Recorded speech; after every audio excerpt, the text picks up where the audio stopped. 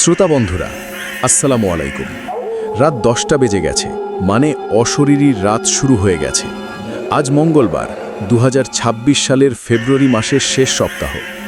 আর আজকের রাতটা হতে যাচ্ছে আপনার জীবনের সবচেয়ে হিমশীতল রাতগুলোর একটি। কারণ আজ আমরা এপিসোড 62তে আপনাদের শোনাতে যাচ্ছি এমন দুটি ঘটনা যা শোনার পর আপনার ঘরের জানালার বাইরের অন্ধকার আপনাকে অচেনা মনে হবে। আপনার শোবার ঘরের দেয়ালে ঝোলানো ছবিগুলো হয়তো আজ অন্যরকম লাগবে। আজকের ঘটনাগুলো এতটাই সত্যি এবং এতটাই সাম্প্রতিক যে এগুলো নিয়ে আমি নিজেও শিউরে উঠেছি। আজকের প্রথম ঘটনাটি এসেছে কুষ্টিয়ার পদ্মপাড়া গ্রামের এক পুরনো খাল পাড়কে কেন্দ্র করে, যে ঘটনার সূত্রপাত মাত্র 4 বছর আগে 2022 সালে। আর দ্বিতীয় ঘটনাটি সুন্দরবনের গভীর অরণ্যের এক অভিশপ্ত নারিকেল গাছকে কেন্দ্র করে, যার রহস্য আজও কাউকে ঘুমাতে দেয় না। প্রতিটি ঘটনায় এত বিস্তারিত, এত জীবন্ত যে আপনি শুনতে শুনতে নিজের চামড়ায় কাঁটা অনুভব করবেন। তাহলে আর দেরি নয়, চলুন আজকের প্রথম ঘটনায় ডুব দেওয়া যাক। ঘটনাটি আমাদের পাঠিয়েছেন আরাফাত নামের এক ভদ্রলোক। অসংখ্য ধন্যবাদ আরাফাত ভাইকে তার এই ভয়ঙ্কর অভিজ্ঞতা আমাদের সাথে ভাগ করে নেওয়ার সাহস দেখানোর জন্য। আরাফাত ভাই কুষ্টিয়ার পদ্মপাড়া গ্রামেরই বাসিন্দা। তিনি যা দেখেছেন, যা শুনেছেন, তা তার জীবনের গতিপথই বদলে দিয়েছে। চলুন আরাফাতের ভাষায় শোনা যাক তার জীবনের সবচেয়ে ভয়ঙ্কর অভিজ্ঞতা। ঘটনা শুরু করার আগে একটা ছোট্ট অনুরোধ, যারা এখনও অশরীরী পরিবারে যুক্ত হননি তারা প্লিজ সাবস্ক্রাইব বাটন ও পাশের বেল আইকন টিপে অল নোটিফিকেশন অন করে নিন। কারণ আজকের ঘটনাগুলো এতটাই ভয়ঙ্কর যে শুনে আপনি হয়তো আর ফিরে আসার সাহস পাবেন না। আর যারা আগে থেকেই সাবস্ক্রাইবার তারা আজকের ঘটনায় রেটিং দিতে লাইক বাটনে ক্লিক করুন এবং কমেন্টে লিখুন আমি প্রস্তুত, যদি আপনি আজকের আতঙ্ক সহ্য করার সাহস রাখেন। প্রথম ঘটনা, খালপাড়ের ডাক। আমার নাম আরাফাত। আমি পেশায় একজন সরকারি প্রাথমিক বিদ্যালয়ের শিক্ষক। বাড়ি কুষ্টিয়া জেলার সদর উপজেলার পদ্মপাড়া গ্রামে। আমাদের গ্রামের পাশ দিয়ে বয়ে গেছে কালীগঙ্গা নদীর একটি শাখা। এই নদীর সঙ্গেই আমাদের গ্রামবাসীর জীবন ওতপ্রোতভাবে জড়িত। কিন্তু এই নদীর পাড়েই রয়েছে একটি পুরনো খাল।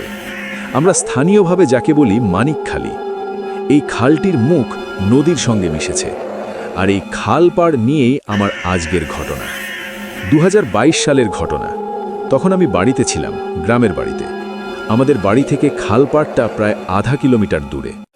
খালপাড়ে প্রচুর পুরনো বট গাছ আছে, আর আছে কিছু আঁকা বাঁকা বাবলা গাছ। এলাকাটা অনেকটা নির্জন। দিনের বেলায়ও খুব কম মানুষ যায় সেখানে, আর রাত তো দূরের কথা।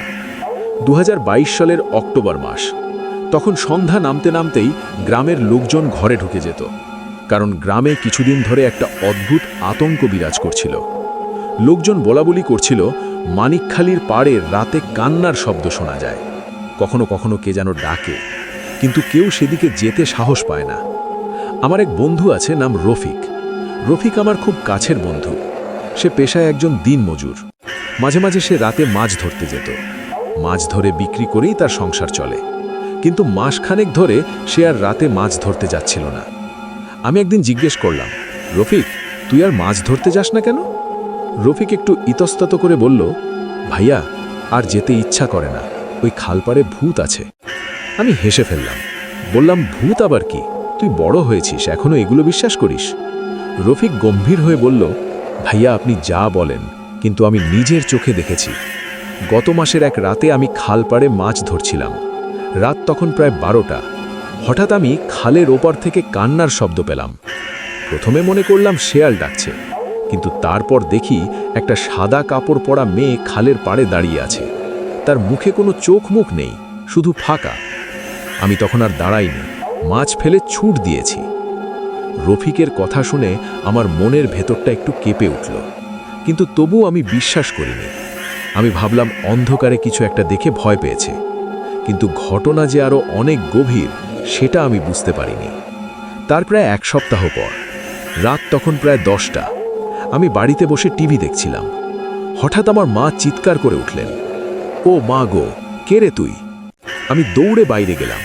দেখি আমার মা বারান্দায় দাঁড়িয়ে কাঁপছেন। আমি জিজ্ঞেস করলাম, মা কি হয়েছে? মা বললেন, বাবা আমি বারান্দায় ছিলাম, হঠাৎ দেখি খাল পাড়ের দিক থেকে একটা মেয়ে খুব জোরে কাঁদছে। তারপর দেখি সে ধীরে ধীরে আমাদের বাড়ির দিকে এগিয়ে আসছে। সে সাদা কাপড় পরা, কিন্তু তার কোনো মুখ নেই। আমি মাকে শান্ত করার চেষ্টা করলাম, বললাম, মা ও কিছু না, তুমি ভুল দেখেছ। কিন্তু আমার মনেও ভয় ঢুকল। আমি বাড়ির বাইরে গিয়ে খাল পাড়ের দিকে তাকালাম। অন্ধকার, চারিদিকে নীরবতা, শুধু দূর থেকে বটগাছের পাতার মর্মর শব্দ ভেসে আসছে। কিছুক্ষণ দাঁড়িয়ে ভাবলাম, মা ঠিকই দেখেছেন হয়তো, কিন্তু আমি তা মানতে চাইনি। এর পরের ঘটনা ঘটল 2 নভেম্বর 2022 সালে। সেদিন ছিল বুধবার। আমার এক মামাতো বোন বিয়ে করে আমাদের গ্রামে এসেছিল। তার শ্বশুরবাড়ি পাশের জেলায়। বিকেলে সে তার স্বামীকে নিয়ে আমাদের বাড়িতে বেড়াতে আসে। অনেক রাত পর্যন্ত গল্প হলো। রাত তখন প্রায় 11টা। ওরা ফিরে যাবে বলে উঠল। আমি বললাম, এত রাতে যাচ্ছ কেন? কাল সকালে যেও। কিন্তু ওরা বলল, না, কাল সকালে শ্বশুরবাড়ি থেকে কাজ আছে, তাই আজ রাতেই যেতে হবে। ওদের যেতে হবে খাল পাড়ের পাশ দিয়ে, কারণ সেখান দিয়েই মূল সড়কে ওঠা যায়। আমি বললাম, তবে আমি ওদের পৌঁছে দিয়ে আসি। আমি ওদের সাথে রওনা দিলাম। রাত তখন প্রায় 11:30। আকাশে মেঘ ছিল, চাঁদ ছিল না। হঠাৎ আমার বোন বলল, দাদা ওই যে খাল পাড়ে কে যেন দাঁড়িয়ে। আমি তাকিয়ে দেখি সত্যি খালের ধারে বটগাছটার নিচে একটা সাদা কাপড় পরা মেয়ে দাঁড়িয়ে আছে। তার হাতে যেন একটা বাচ্চা। আমি চোখ কচলে আবার দেখি কিছু নেই। আমি ভাবলাম ভুল দেখেছি। কিন্তু তারপরই ঘটল সেই ভয়ঙ্কর ঘটনা। আমরা যখন খালপাড়ের কাছাকাছি পৌঁছলাম, তখন হঠাৎ মোবাইলের নেটওয়ার্ক বন্ধ হয়ে গেল। আমার ফোনে তখন ফুল নেটওয়ার্ক ছিল, অমনি একেবারে শূন্য। তারপর আমার বোনের স্বামী বলল, এ কি, আমার ফোন তো বিকট শব্দ করছে। আমি তাকিয়ে দেখি তার ফোনের স্ক্রিনে একটা মেয়ের মুখ ভেসে উঠছে। সেই মুখটা সম্পূর্ণ সাদা, তার চোখ দুটো কালো গর্তের মতো, আর মুখ দিয়ে রক্ত পড়ছে। আমার বোন চিৎকার করে উঠল। আমি যত দ্রুত সম্ভব বললাম, পালাও, দৌড়াও। আমরা 3 জন ছুট লাগালাম, কিন্তু দৌড়াতে দৌড়াতে আমি অনুভব করলাম আমার পিছু কে যেন আসছে। আমি পেছনে তাকিয়ে দেখি সেই মেয়েটা মাটিতে পা না রেখে ভেসে আসছে। তার হাতে থাকা বাচ্চাটা হাসছে, এক অদ্ভুত বিকট হাসি। আমরা মূল সড়কে পৌঁছে গেলাম। সেখানে কিছু লোকজন ছিল, তাদের দেখে আমরা একটু সাহস পেলাম। আমি পেছনে তাকিয়ে দেখি কিছু নেই, সব স্বাভাবিক। কিন্তু তখনই বুঝলাম আমরা আসলে কি দেখেছি। সেই রাতের পর আমার বোন আর কখনো রাতে বের হয়নি, আর আমি সেই খালপাড়ে যাই না। কিন্তু ঘটনা সেখানেই শেষ হয়নি, বরং সেটা ছিল শুরু মাত্র। এর পরের মাসগুলোতে খালপাড়ে যা ঘটল তা পুরো গ্রামকে আতঙ্কিত করে তুলল। প্রতিদিন রাতে খালপাড় থেকে কান্নার শব্দ আসতে লাগলো। কখনো শোনা যেত একটা মেয়ে গান গাইছে। সেই গানের সুর ছিল অদ্ভুত। আমাদের গ্রামের কেউ কখনো সেই সুর শোনেনি। স্থানীয় মসজিদের ইমাম সাহেব একদিন রাতে খালপাড়ে যান। তিনি বলেন, তিনি সেখানে গিয়ে দেখেন একটা মেয়ে বট গাছের ডালে দোল খাচ্ছে, তার পায়ে পায়ে ঘুঙুর বাঁধা। তিনি যখন আল্লাহু আকবার বলে ডাক দেন, তখন সেই মেয়েটা অদৃশ্য হয়ে যায়। 2023 সালের জানুয়ারি মাস, শীতের রাত। আমাদের গ্রামের এক কৃষক নাম ইউসুফ আলী তার গরু হারিয়ে ফেলে। গরুটা খালপাড়ের দিকে চলে যায়। ইউসুফ আলী তাকে খুঁজতে খুঁজতে খালপাড়ে গিয়ে পৌঁছায়। রাত তখন প্রায় 2টো। ইউসুফ আলী বলেন, তিনি খালপাড়ে গিয়ে দেখেন তার গরুটা দাঁড়িয়ে আছে, কিন্তু তার পাশে দাঁড়িয়ে আছে সেই মেয়েটা গরুর গায়ে হাত বোলাচ্ছে। ইউসুফ আলী তাকে দেখে চিৎকার দিয়ে উঠলেন। মেয়েটা তার দিকে তাকিয়ে হাসল। সেই হাসি ছিল ভয়ঙ্কর, তার মুখ থেকে রক্ত ঝরছিল। ইউসুফ আলী জ্ঞান হারিয়ে ফেলেন। সকালে গ্রামের লোকজন তাকে অচেতন অবস্থায় উদ্ধার করে। তারপর থেকে তিনি পাগল প্রায়, কথা বলেন না, শুধু চুপ করে বসে থাকেন। এপ্রিল 2023, তখন গ্রীষ্মকাল। আমাদের গ্রামের এক কিশোর নাম রিয়াজ, সে সন্ধ্যায় খালপাড়ে গিয়েছিল। সে তার বন্ধুদের সাথে বাজি ধরে বলেছিল সে খালপাড়ে গিয়ে একটি সাদা পাথর এনে দেবে। বন্ধুরা তাকে বারণ করেছিল, কিন্তু শোনেনি। সন্ধ্যা 7টায় সে খালপাড়ে যায়, তারপর আর ফিরে আসেনি। রাত 10টায় তার বন্ধুরা তাকে খুঁজতে যায়। তারা গিয়ে দেখে রিয়াজ বট গাছের নিচে বসে আছে, তার চোখ দুটো ফাঁকা, মুখ দিয়ে লালা ঝরছে, তার হাতে একটা সাদা পাথর। তারা তাকে ধরে নিয়ে আসে। তারপর থেকে রিয়াজ স্বাভাবিক নেই। ডাক্তার বলেছেন তার মস্তিষ্কে গুরুতর শক লেগেছে। সে এখন কথা বলতে পারে না, শুধু কখনো কখনো চিৎকার করে ওঠে, আমায় নিয়ে যাচ্ছে, ওই মেয়ে আমায় নিয়ে যাচ্ছে। 2023 সালের জুন মাসে আমরা গ্রামবাসী মিলে সিদ্ধান্ত নিলাম একজন কবিরাজ আনব। অনেক দূর থেকে এক নামকরা কবিরাজকে আনা হলো। তিনি রাতে খালপাড়ে গেলেন, সঙ্গে নিলেন কিছু তাবিজ কবচ। তিনি প্রায় ঘণ্টাখানেক সেখানে কাটালেন। তারপর ফিরে এসে বললেন, এটা সাধারণ ভূত নয়, এটা একজন নারীর আত্মা যে এখানে মারা গেছে অনেক বছর আগে। তার একটি ছোট বাচ্চাও মারা গেছে তার সঙ্গে। তারা শান্তি পায়নি, তাদের জন্য দোয়া করুন। কবিরাজ সাহেব কিছু দোয়া পড়ে দিয়ে গেলেন, কিন্তু তাতেও কাজ হলো না, বরং এরপর থেকে ঘটনা আরও ভয়ঙ্কর রূপ নিল। এখন রাতে শুধু কান্না নয়, শোনা যেতে লাগলো শিশুর হাসি। আরও ভয়ঙ্কর ব্যাপার হলো, এখন দিনের বেলাতেও দেখা যায় সেই মেয়েকে। গ্রামের অনেকেই দুপুরে খালপাড় দিয়ে যাওয়ার সময় তাকে দেখেছে। সে দাঁড়িয়ে থাকে বটগাছের নিচে, কারো দিকে তাকায় না, শুধু দূরে চেয়ে থাকে। 2023 সালের ডিসেম্বর মাসে ঘটল সবচেয়ে বড় ঘটনা। আমাদের গ্রামের 3 জন যুবক খালপাড়ে রাতে যায়। তারা ভেবেছিল তারা এসব দেখে আসবে। তারা ছিল নাস্তিক টাইপের, ভূতে বিশ্বাস করত না। রাত 12টায় তারা খালপাড়ে যায়। তার মধ্যে একজন ছিল হাসান, সে বেঁচে ফিরে এসেছিল। বাকি 2 জন এখনও নিখোঁজ। হাসান যা বলল তা শুনে আমাদের রক্ত হিম হয়ে গেল। সে বলল, আমরা 3 জন খালপাড়ে গেলাম। প্রথমে কিছু ছিল না। আমরা বটগাছের কাছে গেলাম। হঠাৎ দেখি বটগাছের গুড়ি থেকে একটা মেয়ে বের হচ্ছে। সে ধীরে ধীরে আমাদের দিকে এগিয়ে আসছে। আমরা পালাতে চাইলাম, কিন্তু পা নড়ছিল না। তারপর সে আমার 2 বন্ধুকে ধরে ফেলল, তাদের মুখে হাত দিয়ে টেনে নিয়ে গেল। আমি কোনো মতে দৌড়ে পালালাম। পেছন থেকে শুনলাম সে বলছে, তোমাদেরও নিয়ে যাব একদিন, সবাইকে নিয়ে যাব। হাসান এখন ঢাকায় থাকে। সে আর কখনো গ্রামে ফিরে আসেনি। তার মা বাবাকে নিয়ে চলে গেছে, বলেছে আর এই গ্রামে ফিরবে না কখনো। এখন 2026 সালের ফেব্রুয়ারি। আজ এই ঘটনা লিখছি, আমার হাত কাঁপছে, কারণ গতকাল রাতে আমি নিজেও আবার সেই মেয়েটাকে দেখেছি। হ্যাঁ, আমি আরাফাত, যে একবার অবিশ্বাস করতাম, সেও আজ দেখলাম। গতকাল রাতে আমি ঘরের ছাদে ছিলাম। রাত প্রায় 12টা। হঠাৎ খালপাড়ের দিক থেকে কান্নার শব্দ শুনতে পেলাম। আমি ছাদের কার্নিস থেকে উকি দিয়ে দেখি, ওই যে সাদা কাপড় পরা মেয়ে, সে দাঁড়িয়ে আছে খালপাড়ে, আর তার পাশে দাঁড়িয়ে আছে আরও অনেকগুলো ছায়া।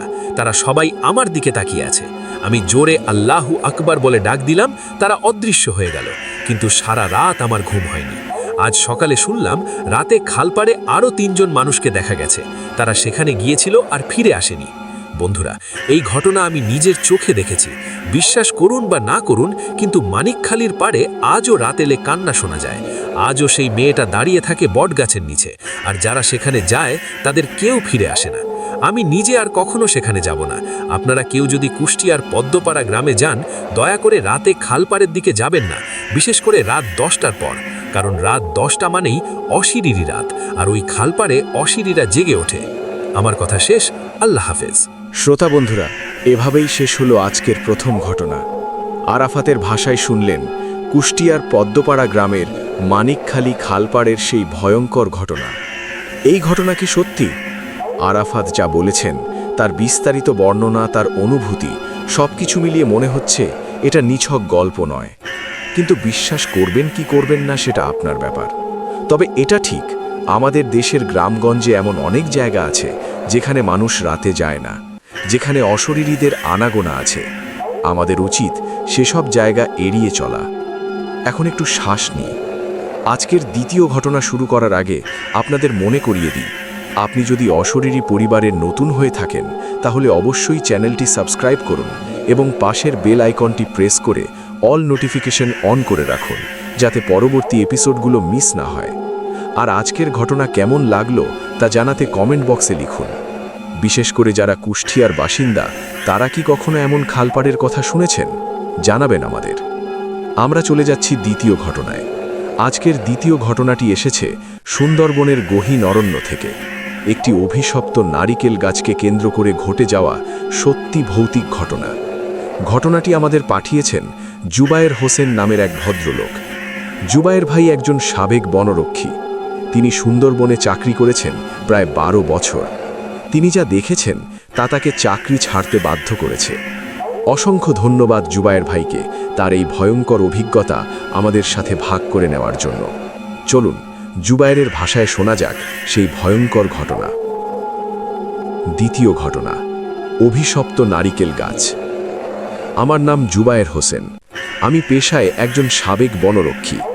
2012 থেকে 2023 সাল পর্যন্ত আমি সুন্দরবনে চাকরি করেছি। সুন্দরবনের প্রায় প্রতিটি কোণা আমি চিনি। বাঘ, কুমির, হরিণ, বন্য শূকর সবকিছুই আমি কাছ থেকে দেখেছি। কিন্তু 2023 সালের মার্চ মাসের পর থেকে আমার জীবন বদলে গেছে। আমি এখন আর চাকরি করি না, আমি ঢাকায় থাকি, কিন্তু আমার স্বপ্নে এখনও আসে সেই নারিকেল গাছটা। এখনও রাতে ঘুম ভেঙে যায় সেই রাতের কথা মনে হলে। ঘটনাটি 2023 সালের ফেব্রুয়ারি মার্চের দিকে।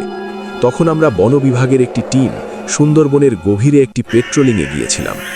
আমাদের টিমে ছিল 5 জন। আমি, আমার সহকর্মী সোহেল, রাসেল, ফরহাদ আর গাইড হিসেবে ছিল স্থানীয় একটি গ্রামের বাসিন্দা হানিফ মিয়া। হানিফ মিয়া সুন্দরবন চিনতেন নিজের বাড়ির মতো। তিনি ছোটবেলা থেকে বনে মধু সংগ্রহ করেন। বনের সব রহস্য তিনি জানেন। আমরা পেট্রোলিং করছিলাম শরণখোলা রেঞ্জের গভীরে। 25 ফেব্রুয়ারি 2023। তখন সন্ধ্যা ঘনিয়ে আসছে। আমরা ক্যাম্পে ফেরার পথ খুঁজছিলাম। হঠাৎ হানিফ মিয়া বললেন, এদিকে এসো না, আজ আর ফিরতে হবে না, আজ এখানেই রাত কাটাতে হবে। কারণ এদিকে একটা জায়গা আছে যেখানে রাত নামলে বিপদ হয়, আমরা সেটা এড়িয়ে চলব। আমরা জিজ্ঞেস করলাম, কি এমন জায়গা? হানিফ মিয়া বললেন, এই বনে একটা নারিকেল গাছ আছে, কিন্তু সেটা সাধারণ নারিকেল গাছ না, সেটা অভিশপ্ত। ওই গাছের কাছে রাতে কেউ গেলে ফিরে আসতে পারে না, তাই সাবধান।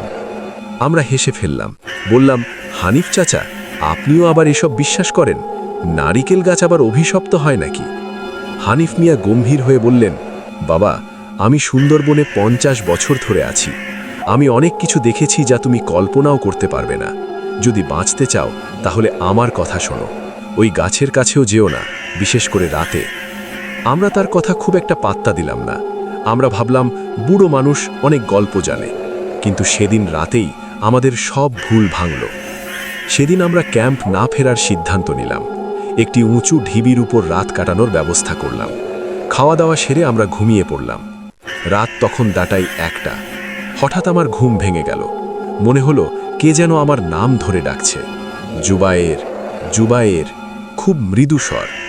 আমি শুনলাম ডাকটা আসছে বনের ভেতর থেকে। আমি সোহেলকে ডাকলাম। সোহেলও জেগেছিল। সে বলল, ভাই, আমিও শুনছি, কে যেন ডাকছে। আমরা সবাইকে জাগালাম। হানিফ মিয়া উঠে শুনলেন, তারপর তিনি ফ্যাকাশে হয়ে গেলেন। বললেন, ওই নারিকেল গাছের ডাক, ওটা মানুষকে ডাকে, আমরা এখান থেকে সরে যাই। কিন্তু এখন অন্ধকারে কোথাও যাওয়া যাবে না, বাঘের ভয় আছে। আমরা বললাম, চাচা, আপনি ঠিক আছেন? এটা নিশ্চয়ই কোনো পাখির ডাক। হানিফ মিয়া কিছু বললেন না, শুধু কাঁপতে লাগলেন। তখন আমি লক্ষ্য করলাম বনের দিক থেকে একটা মৃদু আলো আসছে, নীলচে আলো। আলোটা একটা নির্দিষ্ট জায়গা থেকে আসছে। হানিফ মিয়া ফিসফিস করে বললেন, ওই যে ওই আলো দেখছো, ওইখানেই সেই নারিকেল গাছ। ওই গাছ থেকে আলো বের হয়, ওই গাছের নিচে আছে অনেক মরা। আমাদের শরীর শিউরে উঠল। আমরা সিদ্ধান্ত নিলাম সকাল হলেই দেখব ওখানে কি আছে। সারা রাত আর ঘুম হলো না। আমরা সবাই জেগে রইলাম। সারা রাত সেই ডাক চলল। জুবায়ের, সোহেল, রাসেল, আমাদের প্রত্যেকের নাম ধরে ডাকছিল কে যেন। সেই ডাক এত মধুর, এত স্নিগ্ধ যে মন চাইছিল সাড়া দিয়ে চলে যায়। কিন্তু হানিফ মিয়া আমাদের পা ধরে রেখেছিলেন। সকাল হলো, সূর্য উঠল। আমরা নাস্তা করে তৈরি হলাম সেই নারিকেল গাছের সন্ধানে। হানিফ মিয়া বারণ করলেন, যেও না বাবা, ওখানে যেও না, ওটা অভিশপ্ত জায়গা। কিন্তু আমরা শুনলাম না। আমি, সোহেল আর রাসেল 3 জন গেলাম। ফরহাদ ও হানিফ মিয়াকে ক্যাম্পে রেখে এলাম। প্রায় 1 কিলোমিটার জঙ্গল পেরিয়ে আমরা পৌঁছলাম সেই জায়গায়। প্রথমে চোখে পড়ল বিশাল একটা নারিকেল গাছ। গাছটা জটাই 50 ফুট উঁচু। তার গুড়ি এত মোটা যে 2 জনে হাত ধরেও ঘেরা যাবে না। কিন্তু গাছের চেহারা দেখে আমাদের গায়ে কাঁটা দিয়ে উঠল। গাছের গুড়ি পুরো কালো, না সাধারণ কালো না, পুড়ে কালো হওয়া কালো, যেন আগুন লেগেছিল কখনো। কিন্তু আশেপাশে আগুনের কোনো চিহ্ন নেই। আমরা কাছে গেলাম, তখনই নাকে এলো পচা গন্ধ। মরিচা পচা গন্ধ না, মরার গন্ধ, মানুষের মরার গন্ধ। আমরা চারপাশে তাকিয়ে দেখি গাছের নিচে ছড়ানো ছিটানো আছে অনেক হাড়, মানুষের হাড়, মাথার খুলি, পাঁজরের হাড়, উড়ুর হাড়, সব যেন এলোমেলোভাবে ছড়ানো। সোহেল বলল, ভাই, এগুলো তো মানুষের হাড়। রাসেল বলল, হ্যাঁ দেখছি, কিন্তু এত হাড় এখানে এলো কোথায়? তখন আমার চোখ গেল গাছের গুড়ির দিকে। গুড়িতে খোদাই করা আছে কিছু চিহ্ন, বাংলা বর্ণমালার মতো দেখতে, কিন্তু পুরনো লিপি, 1000 বছর আগের লিপি। আমি ফোনে ছবি তুলছিলাম। হঠাৎ আমার ফোন বিকট শব্দ করে বন্ধ হয়ে গেল। সোহেলেরও বন্ধ, রাসেলেরও। তিনজনের ফোন একসাথে অফ। আমরা ভয় পেয়ে গেলাম। তখনই শুনলাম গাছের ভেতর থেকে কান্নার শব্দ। অনেক মানুষের কান্না, নারী, পুরুষ, শিশু, সবার কান্না মিলেমিশে একাকার হয়ে গেছে। আমরা পিছু হটতে লাগলাম, কিন্তু তখন দেখি আমাদের পায়ের নিচের মাটি নরম হয়ে যাচ্ছে। আমরা ডুবে যাচ্ছি। আমি চিৎকার করে বললাম, পালাও, এখান থেকে দ্রুত বের হও। আমরা তিনজন ছুট লাগালাম। পেছন থেকে শুনতে পেলাম একটা বিকট আওয়াজ, যেন হাজারো মানুষ একসাথে হাসছে। সেই হাসি এত ভয়ঙ্কর ছিল যে আমার কান ফেটে যাওয়ার জোগাড়। আমরা ক্যাম্পে ফিরে এলাম। হানিফ মিয়া আমাদের দেখে বললেন, বলেছিলাম না যেতে? এখন দেখলে ওই গাছ অভিশপ্ত, ওখানে কেউ গেলে ফিরে আসতে পারে না। তোমরা সৌভাগ্যবান যে ফিরতে পেরেছ। আমরা জিজ্ঞেস করলাম, চাচা, এই গাছের ইতিহাস কি? কেন এখানে এত হাড়? হানিফ মিয়া দীর্ঘশ্বাস ফেলে বলতে শুরু করলেন, এই গাছের ঘটনা অনেক পুরনো। আমার দাদার মুখে শুনেছি। প্রায় ৩০০ বছর আগে এই অঞ্চলে এক ডাকাত সর্দার ছিল। তার নাম ছিল কালা নেমাই। সে ছিল বড় নিষ্ঠুর। সে মানুষ মারত, তাদের মালপত্র লুট করত। একবার সে এক ব্রাহ্মণ পরিবারকে লুট করে, তাদের সবার মাথা কেটে ফেলে। ব্রাহ্মণের স্ত্রী তখন গর্ভবতী ছিল। সে মারা যাওয়ার আগে কালা নেমাইকে অভিশাপ দেয়, বলে, তুই আজ যে পাপ করলি তোর বংশ ধ্বংস হবে, তোর নাম পৃথিবী থেকে মুছে যাবে, আর তুই যেখানে থাকবি সেই জায়গা হবে অভিশপ্ত। কালা নেমাই সেদিন হেসে উড়িয়ে দিয়েছিল, কিন্তু তারপর থেকে তার জীবন নরক হতে থাকে। তার ছেলে মারা যায়, তার স্ত্রী মারা যায়, তার সম্পদ লুট হয়, সে পাগলের মতো হয়ে যায়। একদিন সে এই নারিকেল গাছের নিচে বসেছিল, হঠাৎ বজ্রপাত হয়, গাছটাতে বাজ পড়ে, কালা নেমাই নারা যায়, কিন্তু তার অভিশাপ থেকে যায়। তার পাপের বোঝা এই গাছ বহন করে।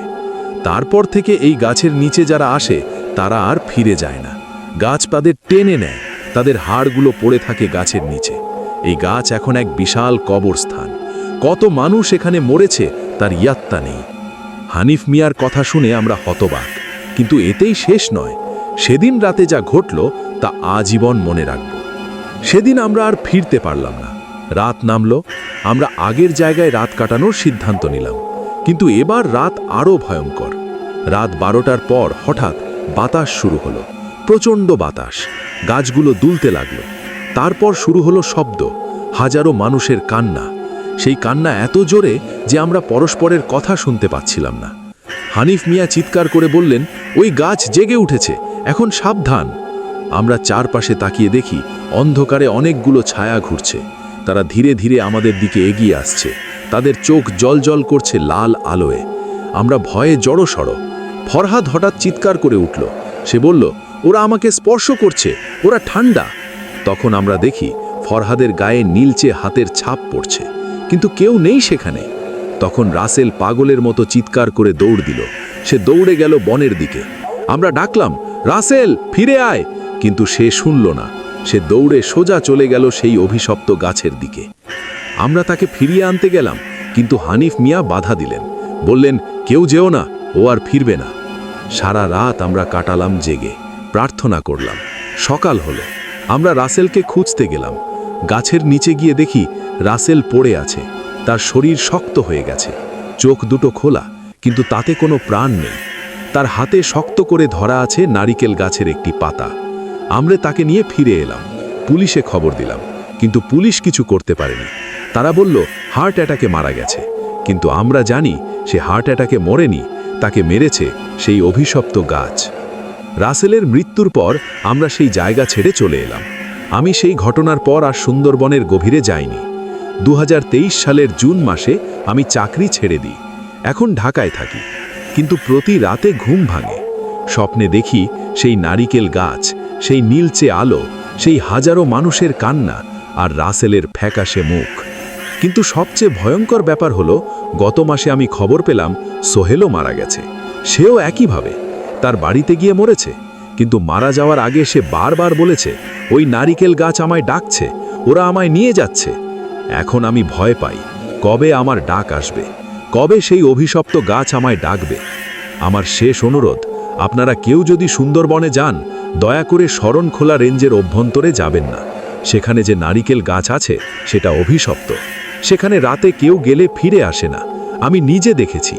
বিশ্বাস করুন বা না করুন, কিন্তু এটা সত্যি। আজ এই ঘটনা লিখতে গিয়ে আমার গা শিউরে উঠছে।